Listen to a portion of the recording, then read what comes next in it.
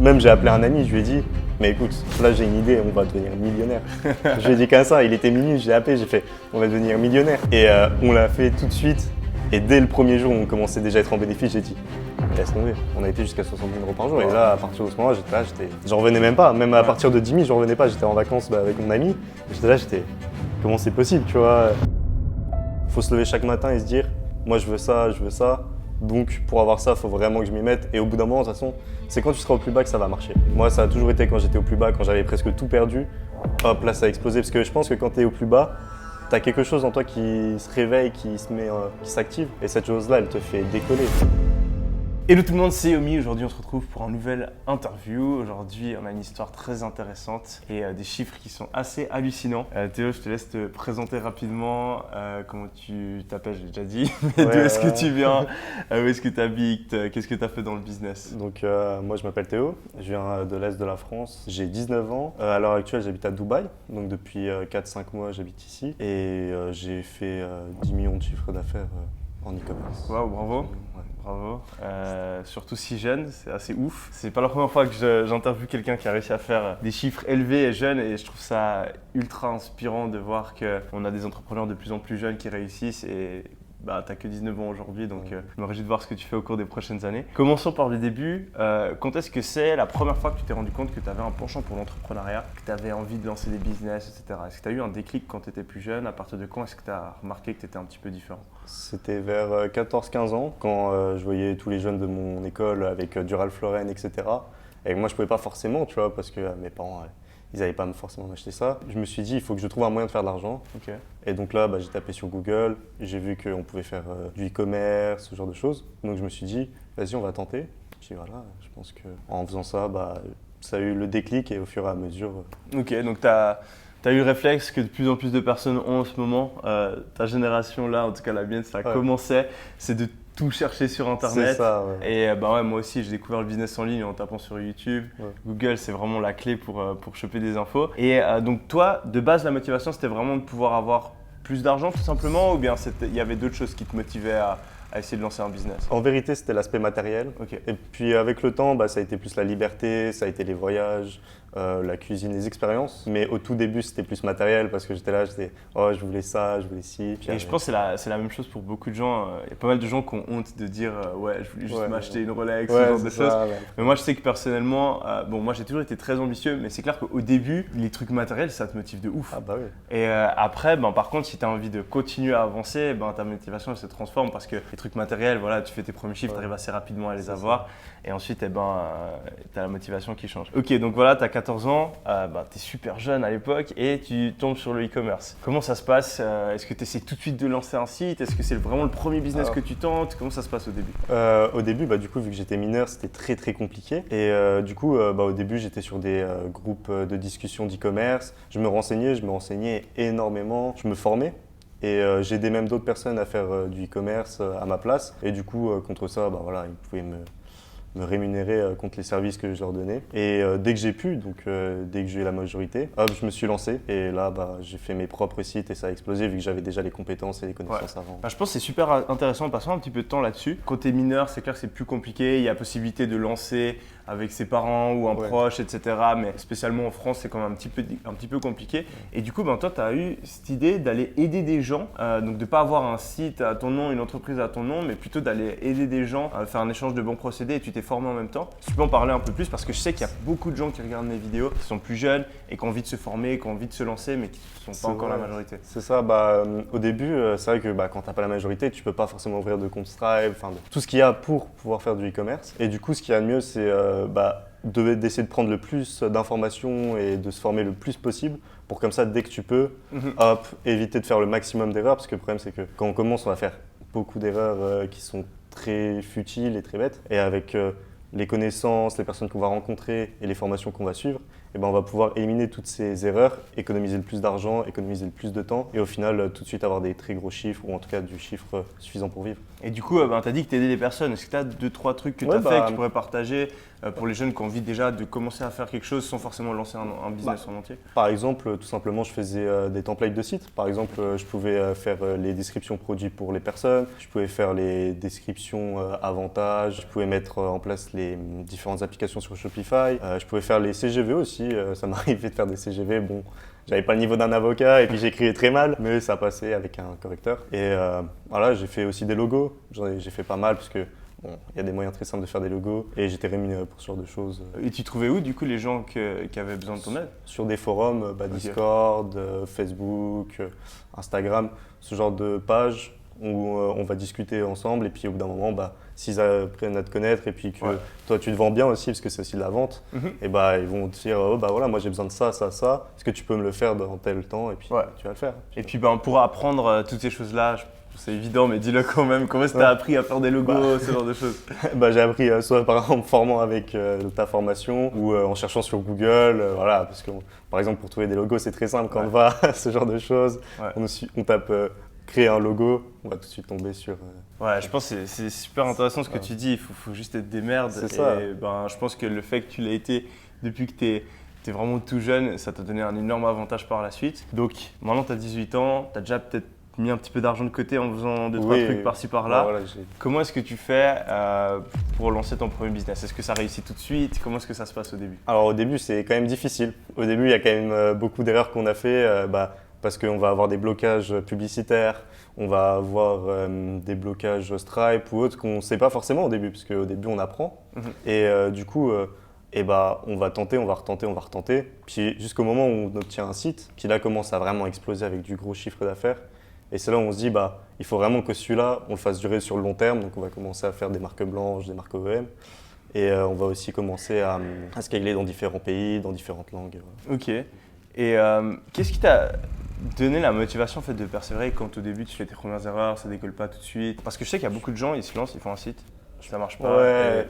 Ça s'arrête là. C'est vrai que 90% des gens vont faire ça, malheureusement. Et je pense que pour ça, il faut avoir la niaque, il faut avoir la haine, il faut vouloir vraiment, il faut se dire, voilà, il faut se lever chaque matin et se dire, moi je veux ça, je veux ça. Donc pour avoir ça, il faut vraiment que je m'y mette. Et au bout d'un moment, de toute façon, c'est quand tu seras au plus bas que ça va marcher. Moi, ça a toujours été quand j'étais au plus bas, quand j'avais presque tout perdu. Hop, là, ça a explosé. Parce que je pense que quand tu es au plus bas, tu as quelque chose en toi qui se réveille, qui s'active. Et cette chose-là, elle te fait décoller. Elle va te faire décoller ton chiffre, elle va te faire décoller même tes rencontres, etc. Et donc, c'est là où il faut vraiment ne pas lâcher. Si tu lâches là, tu as tout perdu. Et donc, voilà. Mais si tu lâches pas à ce moment-là, tu peux vraiment faire beaucoup.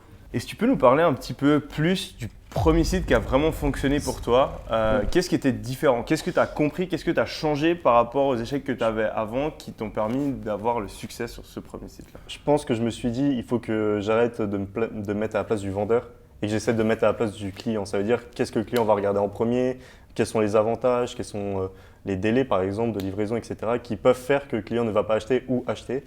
Et dès que j'ai compris ça, j'ai commencé à vraiment les mettre en avant.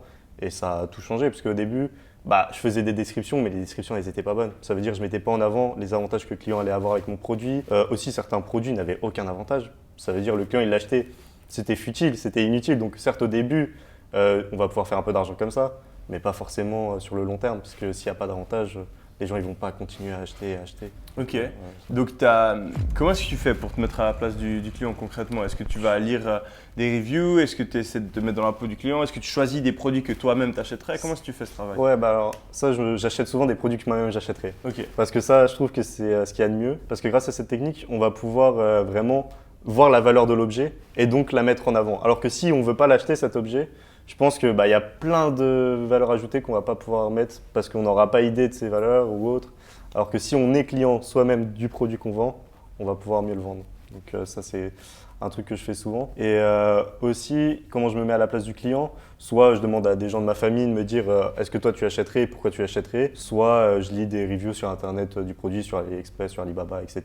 pour en savoir plus et voir justement pourquoi les gens ont acheté ou alors quels sont les avantages justement du produit. Ok. Du coup, parle-nous un petit peu plus de comment ça commence à décoller. Est-ce que c'était tout de suite… Tu trouves ce produit, tu fais des milliers d'euros par jour? Est-ce que tu as dû retravailler le truc? Comment est-ce que ça s'est passé un peu cette ascension? Ça a été très long. Franchement, ça a été, je pense, une trentaine, cinquantaine de produits avant que ça marche. Ouais, ça a été très long. Mais après, on était avec des petits budgets à l'époque. Et du coup, il y avait peut-être des produits au final qui auraient pu marcher, mais juste on n'avait pas assez mis, on n'avait pas essayé différents canaux, etc. Mais ça a été très très long. Je pense que ça a mis au moins 1 an avant d'exploser et 1 an à charbonner tous les soirs, à ne pas dormir, vraiment travailler d'arrache-pied. Et du coup, ce premier produit qui commence à fonctionner, comment ça se passe? Est-ce que c'est… Parle-nous un petit peu de l'histoire de… Voilà, tu trouves ce produit, tu le mets en vente. Les chiffres, comment est-ce qu'ils augmentent au début? Comment est-ce que ça se passe?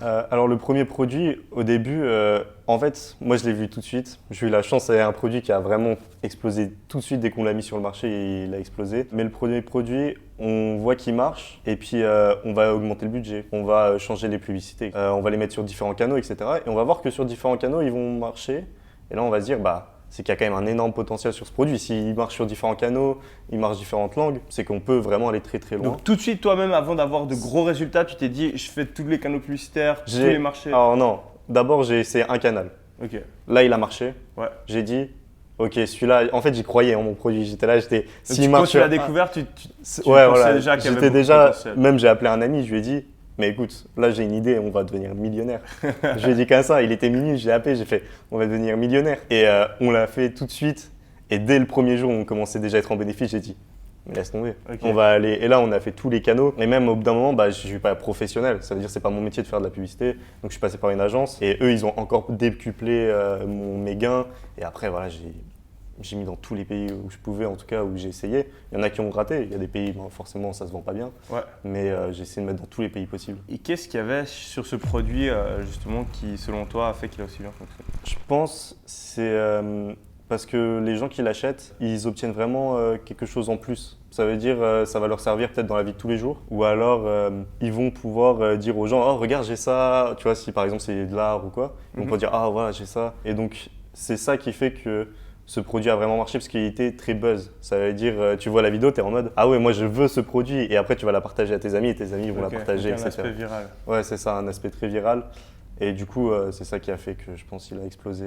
Tu peux expliquer à l'audience pourquoi tu dis pas exactement ce que c'est ton produit? C'est une question que forcément on Ça va c'est avoir ouais, dans les bien commentaires. sûr, ça c'est une question à plusieurs millions. En fait, c'est très simple, c'est parce que dans le e-commerce et je pense dans l'entrepreneuriat en général, il y a beaucoup de gens qui vont essayer de te rabaisser, de dégrader aussi ce que tu fais ou même de te voler. Et du coup, il y en a. En fait, si je dis mon produit, je sais qu'il y aura demain 150 sites comme moi. Et peut-être qu'ils vont faire les mêmes canaux que moi, peut-être qu'ils vont faire les mêmes langues que moi. Et du coup, au final, moi, mon chiffre d'affaires risque de baisser. Ou alors Facebook, il risque de dire, voilà, il y a ça, alors que la pub, là, elle est 6 fois ici. Donc, je risque d'avoir beaucoup de problèmes après à continuer à vendre mon produit ou en tout cas à être en aussi gros bénéfice. Ouais, non, c'est clair que dans le e-commerce, et c'est une des beautés du e-commerce, c'est que c'est assez facile et rapide de pouvoir mettre en place un certain produit. Et même si tu as des brevets, etc., c'est impossible d'empêcher en fait plein de gens de te copier et forcément, qu'on le veuille ou non, même si tu es déjà une marque installée et qui fait beaucoup de chiffre d'affaires, ça va avoir un impact. Ouais. Et c'est pour ça que personnellement, j'ai décidé de plus parler de mes produits publiquement et que je comprends tout à fait si tu le fais aussi. Ok, donc tu remarques que ce produit il a énormément de potentiel. Tu parles, tu dis à chaque fois tu t'es lancé avec un associé. En fait, j'ai un ami qui travaille avec moi, mais on va dire que il touche pas de l'argent. Ça veut dire il est là, il travaille gratuitement. Tu l'exploites. Alors voilà, il verra la vidéo. Je ne l'exploite pas. C'est mon ami, mais c'est juste que pour des raisons qui sont propres à notre association, il ne peut pas toucher d'argent à l'heure actuelle pour ce travail. Donc il n'en touche pas. Mais dès qu'il pourra, là il touchera une partie que j'ai en réserve pour lui et il touchera après 50 ou voire 30. On verra après avec lui. Ok. Et du coup, tu te lances avec un associé depuis le début? Tu as toujours été… Non. Vous avez toujours été ensemble? Je pense que pour avoir un associé, il faut vraiment avoir confiance. Et qu'il n'y ait pas de problème, que ce soit pas que business. Si c'est que business, je pense qu'il y aura beaucoup de problèmes. Parce qu'il y a de l'argent en jeu, donc quand il y a de l'argent, faut que ça a été mon ami. Et puis un jour, je lui ai dit, viens, on fait un truc ensemble, et puis voilà. Ok. Et comment vous divisez un peu le travail? Le travail, ça veut dire on a un planning sur Trello et on dit il y a ça à faire et puis on le fait, on le déplace. Mais genre, tu as un rôle toi plutôt marketing et lui il a un rôle plutôt opérationnel ou lui, il est plus dans le service client, tout ce qui est relationnel justement. Et moi, je vais être plus tout ce qui est marketing, affichage. Aussi thème, modification du thème, etc. Ok. Et donc tu nous as parlé juste avant du fait que alors ton produit a beaucoup de succès très rapidement, tu fais plusieurs canaux, plusieurs marchés. Et ensuite, tu as dit que tu as délégué à une agence. Oui. Comment est-ce que tu as choisi cette agence-là? Est-ce que c'est quelque chose que tu recommandes? Parce que la plupart des e-commerçants aujourd'hui font les publicités eux-mêmes et même par expérience, la plupart des agences sont très peu performants sur l'e-commerce. Donc, comment est-ce que tu as réussi à trouver une bonne agence et est-ce que tu recommandes à partir de quel type de résultat tu le recommanderais? Je pense que pour utiliser une agence, il faut déjà le long terme. Tu peux pas utiliser d'agence si c'est du court terme parce que court terme, tu vas payer les mises en place, tu vas payer machin et au final, tu vas perdre beaucoup d'argent. Et comment j'ai trouvé l'agence? Tout simplement, je pense qu'il suffit de taper sur Google, de voir un peu les notations et avec qui elle travaille. Si l'agence, elle travaille avec Coca-Cola, BMW, Amazon ou quoi, bon, il n'y a pas trop de questions à se poser, c'est que c'est une bonne agence.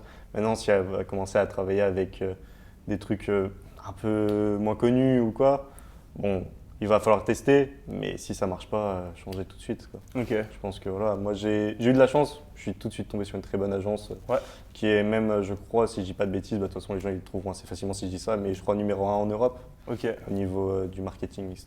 Donc ils font tout au marketing? Ils font pas les publicités en soi, donc les créatifs. mais voilà. Mais ils font tout ce qui est ciblage et sur display. Plusieurs réseaux sociaux. Ouais, voilà, c'est ça. En fait, ils font en sorte que moi je donne.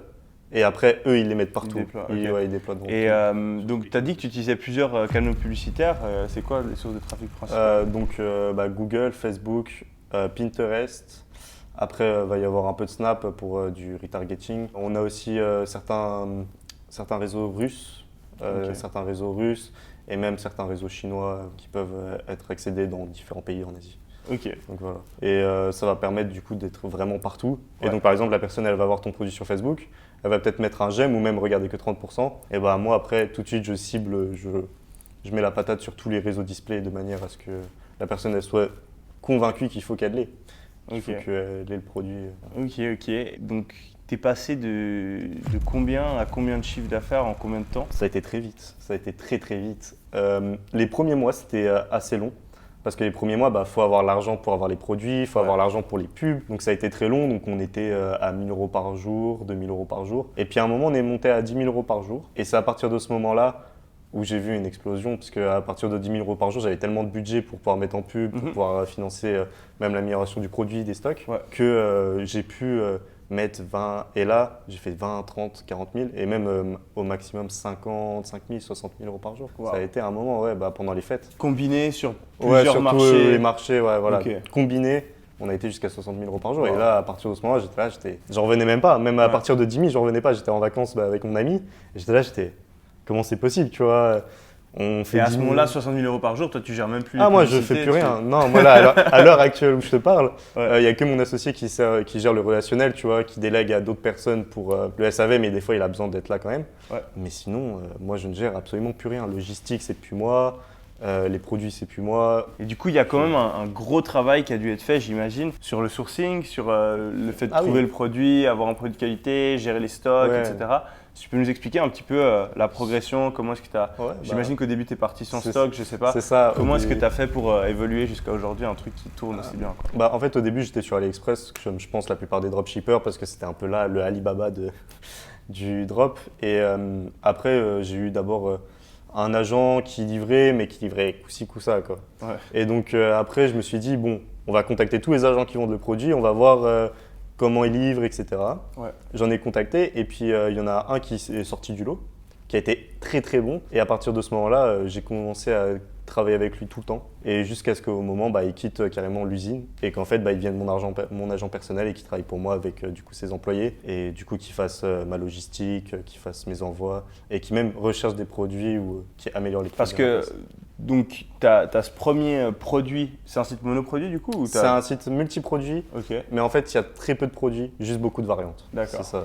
Ok, et donc tu as ce site principal, sur les 10 millions dont tu nous parlais, j'imagine qu'il représente la plupart du chiffre d'affaires. 70-80%. Ok, et après en parallèle, tu as quand même continué à lancer des sites? Ouais, c'est ça, parce que je me suis dit, en fait, j'avais plus rien à faire. Ça veut dire, à partir du moment où tu n'as plus rien à faire, à part t'ennuyer, bon, tu peux faire sortir dans la ville, etc. Mais à part t'ennuyer, tu vas pas faire grand-chose. Du coup, j'ai commencé à me dire, bon, voilà, on va essayer de trouver d'autres idées de business ou lancer d'autres produits. Et donc, j'ai décidé de lancer d'autres produits. Ok, et Sur ces 10 millions de chiffre d'affaires, tu as réussi à dégager quoi comme marge? Ah, j'ai une très très bonne marge. J'ai une très très très très bonne marge. Je dois être à plus de 60% de marge. Ah ouais? Oui, je dois être à 55. 55. Tout compris? Ouais, tous les frais compris, je dois être à 55% de marge. C'est vraiment c'est un produit high ticket. Pourquoi j'ai pris du high ticket aussi? Ça, c'est une question qui sûrement elle va être posée. Pour moi, le high ticket, c'est ce qu'il y a de mieux. Parce que tout simplement, tu as moins de frais. Mais par contre, tu vas dégager beaucoup plus de marge. Ça veut dire que tu vends un produit, tu vas peut-être faire 3 produits à la fois. Tu vois. Ouais. Donc c'est quelque chose, tu vas peut-être faire 100 commandes, 200 commandes par jour pour au final gagner ce que quelqu'un va vendre 1000 unités et avoir plein de problèmes de retour, etc. Toi, tu n'en auras que 200 et tu auras plus de marge, etc. Donc plus grosse marge par produit. Ouais, En ça. général, si tu vends un produit à 10 balles, tu peux prendre quoi? 2 C'est ça, balles de voilà. marge. Si tu vends un produit à 200 balles, tu peux C'est rapidement ça, donc. prendre 100, 150 balles de marge. Ensuite, tu as moins de clients, donc moins de support C'est client, ça. moins de problèmes, moins de problèmes, etc. Plus facile de gérer les stocks aussi, Ouais. j'imagine. Donc il y a pas mal d'avantages, mais après, la grosse difficulté qu'il y a quand tu as un produit high ticket, c'est que c'est plus facile, en tout cas par expérience, de convaincre quelqu'un d'acheter Oui, un truc bien à 20 sûr. balles que de convaincre quelqu'un d'acheter un truc à 150. Tu peux dire à peu près à combien il coûte ton produit? C'est entre 150 et 500. Ok. 150 et 500. Donc comment est-ce que tu fais à l'aide de simples publicités sur Internet et d'un petit site pour convaincre les gens pense de que- dépenser plusieurs centaines d'euros pour ton produit? Je pense que c'est rentré dans la tête des gens. Ça veut dire, déjà, il va falloir avoir des gros comptes Instagram, des gros qui vont parler de toi et aussi avoir des très Donc tu as belles aussi photos. utilisé les influenceurs parce que tu nous as… J'en ai utilisé très peu, Ok. mais en fait, j'en ai utilisé des très gros Ok. de manière à ce que voilà, je puisse après les réutiliser et montrer, ouais, voilà, ils ont parlé de nous, ils ont machin. Mais je pense que l'important, c'est en fait que ce soit partout. Ça veut dire que ta pub, ils la voient et boum, elle soit vraiment partout et qu'ils se disent, wow, ce produit, en fait, il vaut vraiment le prix. Parce que si je la vois partout, si tout le monde en parle, s'ils ont, je sais pas, 1 million d'abonnés par exemple sur Instagram, c'est qu'elle vaut vraiment le prix. Sinon, il n'y aurait pas 1 million de personnes qui les suivraient, il n'y aurait pas ça. Donc, voilà. Donc essayer de maximiser un peu la social ça. proof, comme on dit, en utilisant l'approbation de gros influenceurs et puis en mettant des publicités sur plusieurs canaux publicitaires. C'est ça. Et puis aussi créer une hype derrière le produit. Ça veut dire, si j'ai pas ça, ouais, je vais pas être à la mode, ouais, je vais pas être tu vois, dans le Créer milieu. une tendance. C'est ça. Ok. Une sorte de tendance. Et comment est-ce que tu as fait pour t'organiser pour gérer plusieurs marchés à la fois? Alors ça a été compliqué au début parce que du coup, moi je parle que anglais et français. Ouais. Donc quand il va falloir parler russe ou des langues avec d'autres caractères qui ne sont pas de l'alphabet arabe, là on va être en mode c'est difficile. Et du coup c'est là où notre agent il a fait un très très bon boulot. C'est qu'en fait il nous a trouvé des gens qui pouvaient gérer ce côté-là. Donc ton agent de sourcing C'est ça, a pu trouver des gens qui parlaient d'autres langues, donc soit asiatiques, soit russes, soit voilà. Mais moi tout seul, je pense que j'aurais pas pu lancer sur certains marchés. Parce que russe, je ne parle pas. Il y a des gros marchés comme ça que les gens n'utilisent pas. Par exemple, portugais, ça touche différents pays. Ouais. L'Allemagne, ça touche différents pays aussi. L'Autriche, par exemple, a un très très gros pouvoir d'achat. Ouais. Ce qui veut dire qu'un prix qui va être en France peut-être à 20 euros, en Autriche, tu vas pouvoir le mettre peut-être à 30-40 euros. Ok. Donc voilà, il faut aussi regarder.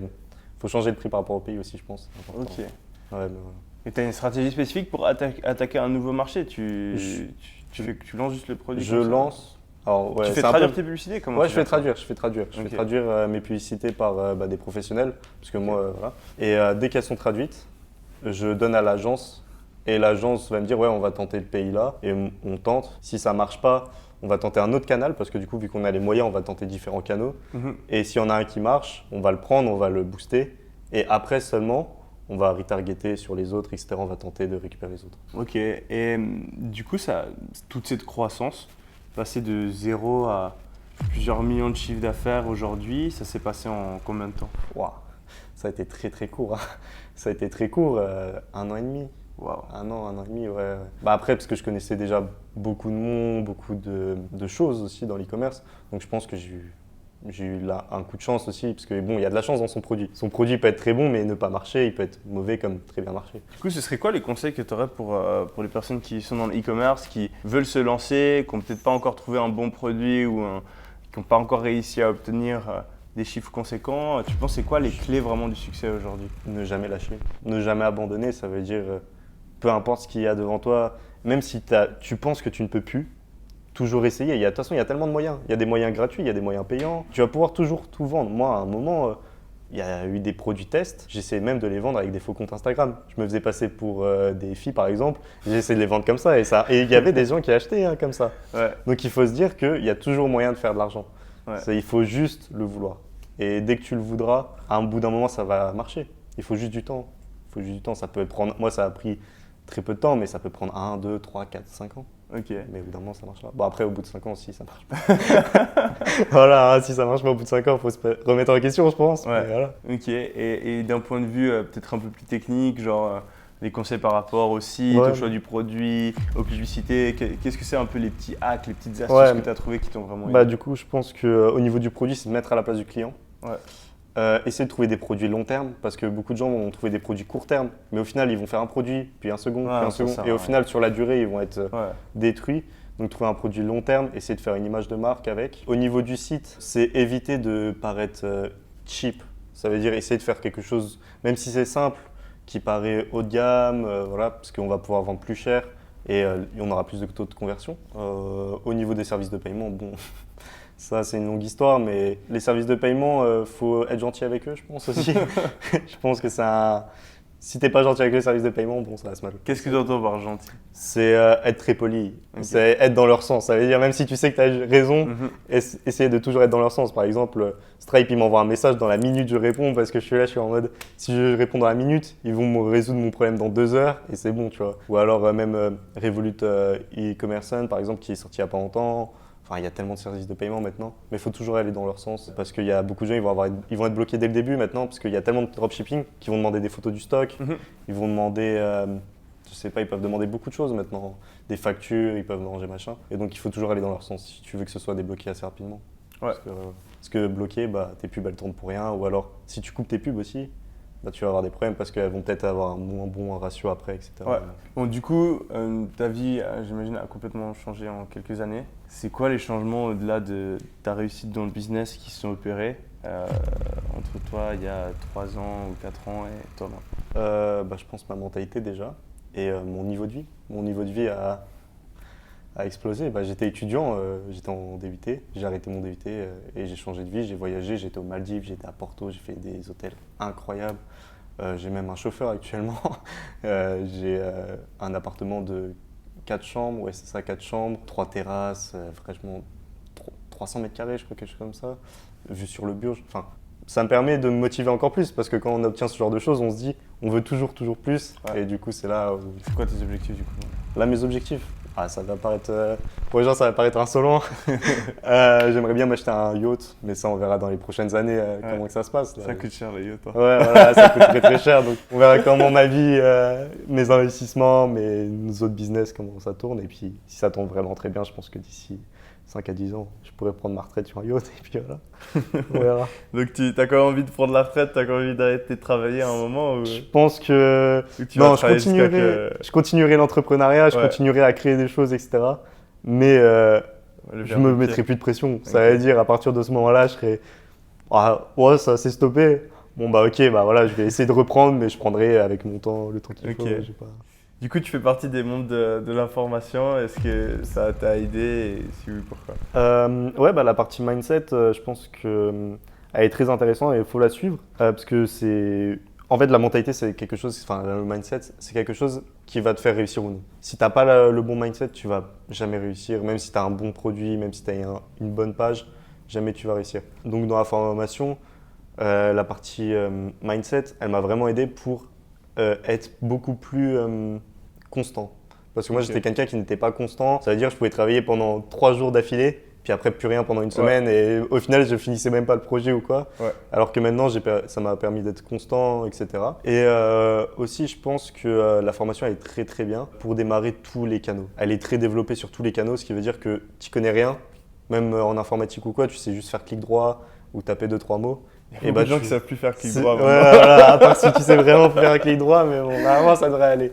Mais si tu sais plus, bon bah, c'est ton problème, tu vois. Ouais. Mais si tu sais faire clic droit en tout cas, tu vas vraiment pouvoir t'en sortir avec la formation, je pense, Ouais. et faire tes premiers milliers d'euros et même devenir indépendant financièrement, je pense. Après, les gens qui n'y arrivent pas au début, il faut vraiment pas qu'ils lâchent parce que Ouais.